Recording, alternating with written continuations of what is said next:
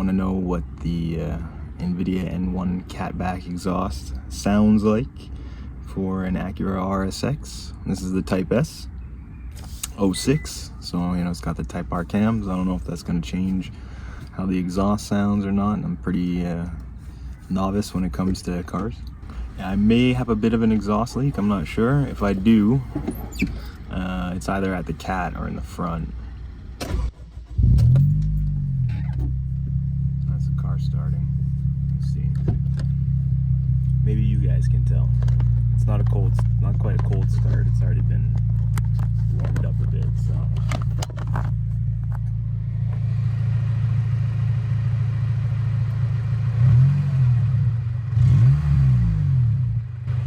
I don't know, does that sound like there's an exhaust leak?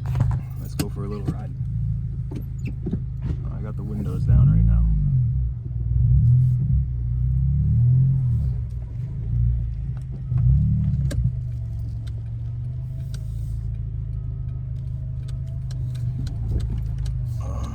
And this thing is,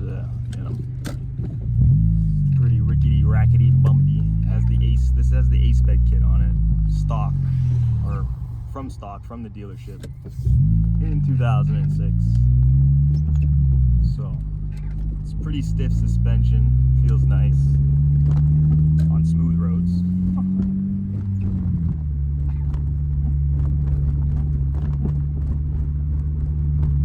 And living in Canada, one of the capital cities here. Bonus points if you know what the capital of Canada is. A lot of people get it wrong.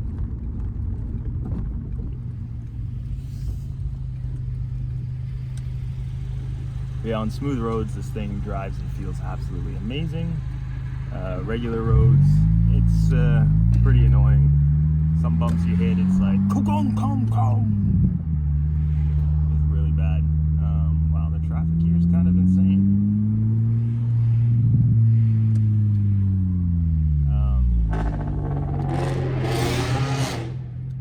Jesus Christ. I don't think that guy has a cat. That was a fucking FRS. Jesus Christ. Anyway, so yeah, the car is totally stock. Aside from the Catback exhaust. So if you have a stock Type S, this is what you can expect to hear from installing the Invidia N1 Catback exhaust.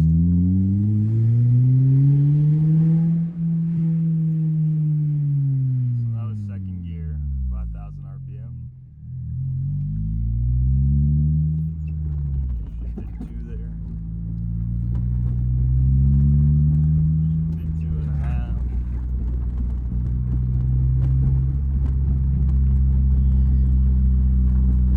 Downshift. And what I really like about this is that it gives you those little burbles and crackles and shit like that without a tune.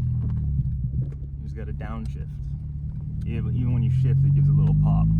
And sometimes, you don't even have to downshift, just let go of the gas at certain RPMs and it will just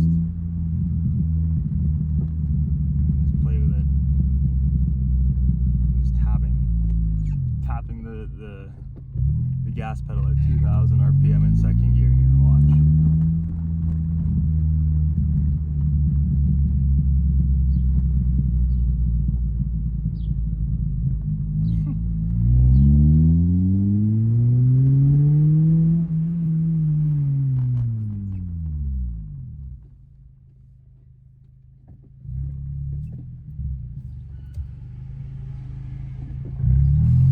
That was a cop.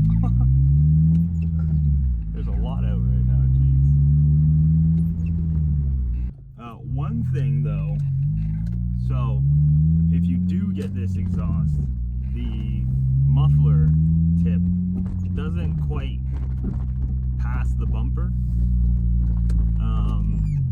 I'm not sure if it's the same with base models or, whatever the regular body kit is or whatever. I have the Ace bed kit, but it does burn it a little bit and it will melt a little bit over time. So either get some longer exhaust hangers, you know, bend the hangers on the muffler so that they're longer or something. Take your bumper cover off until you can get some sort of, you know, heat protector, or, you know, I wouldn't put another exhaust tip on it, I don't think, but yeah, that is probably the biggest downside to this exhaust. So you gotta figure that one out. I'll show you after. There's a bunch of soot all over my exhaust, or it's all over the A-Spec bumper, and it has melted a wee bit. Give it a little rev here.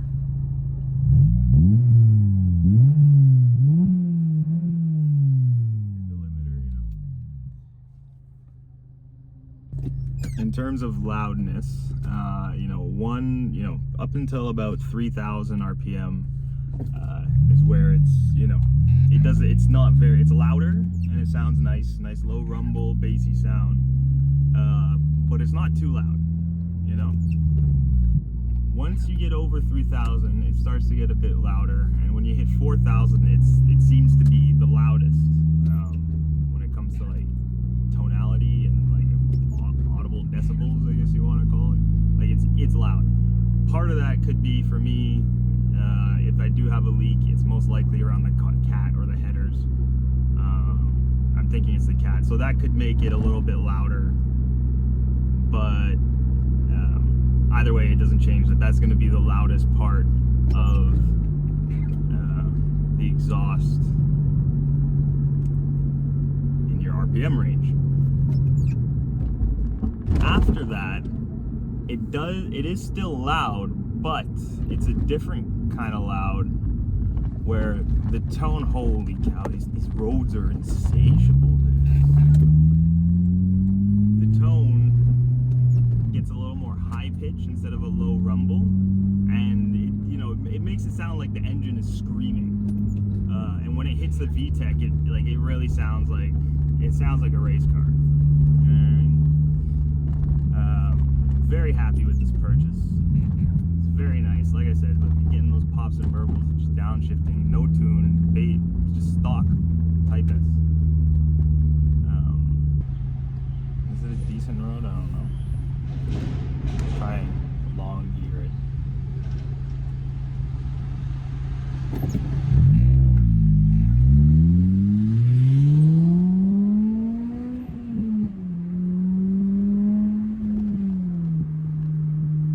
So we basically redlined it there.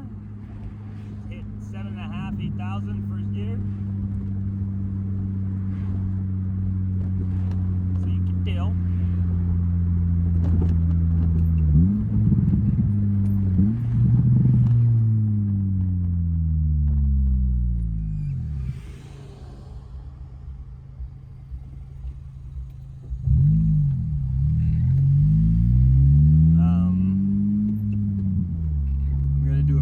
Flyby examples and stuff here, and then I'm gonna put a video where I left the camera in the house to kind of simulate what your neighbors will hear in the morning, although the car has already been warmed up, so it's not quite a true cold start. But you start the car, drive off like a normal person, not exceeding 2,500, 3,000 RPMs. And then we come back and we leave like a Honda boy should. Downside, it is harder to hear things that may be going wrong with your car. So I just had to change the axle. And after I changed the axle, now I'm hearing this weird rubbing sound that I don't know what the hell it is. Everyone I show a video to, they can't hear shit. And people that I drive around with, it takes them like 5 minutes and they're like, oh yeah, I think I hear it. I think I hear it. But yeah.